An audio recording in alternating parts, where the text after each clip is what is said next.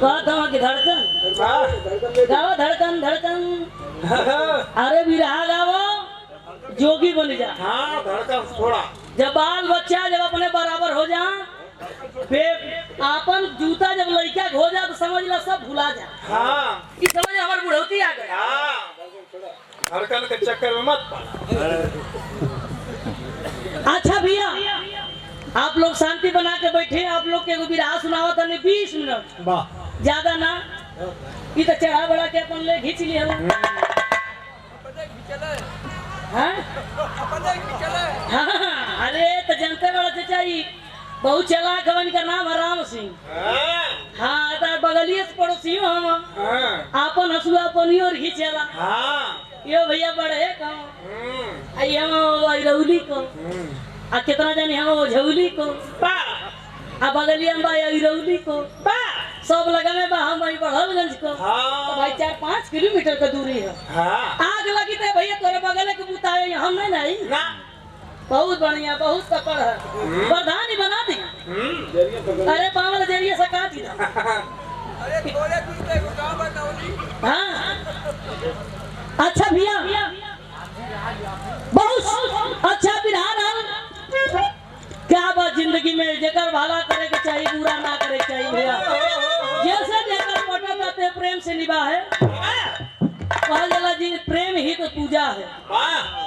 गुरु जी वो ये निभाना तो कहना खास चबा गई के खैला चबीला हो खा घुमा नहीं बाणा छुद्दू आई बाण हारमोनिया वाला बुझा तन के दाने में नहीं मिला था। हां यो जाइबे करी यो कुतन का मेहमान है अशोक का बदरी ठेली है। चलो मास्टर स्वर बता।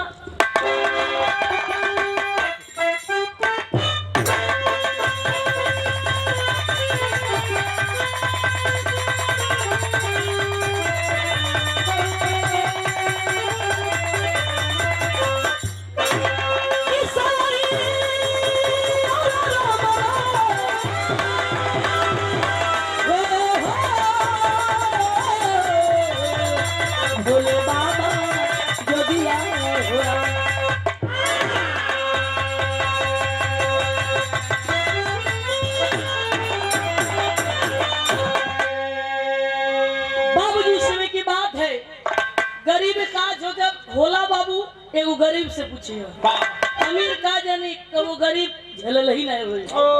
लेकिन कहना है भूमिका का लाइन में कहना है क्या मास्टर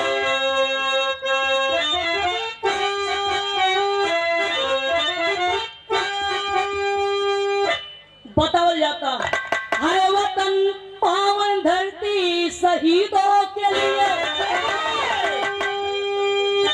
ए बाबू यही वतन है यही देश है बाबूजी यही धरती है कि एक से एक आजाद हो गए और आजाद होकर हम लोग चैन से खा पी रहे हैं रह रहे हैं। और हमारे सामने बैठे हैं आप राजन स्टूडियो चैनल वाले भैया। अब शुरू करिएगा अब से शुरू करिएगा।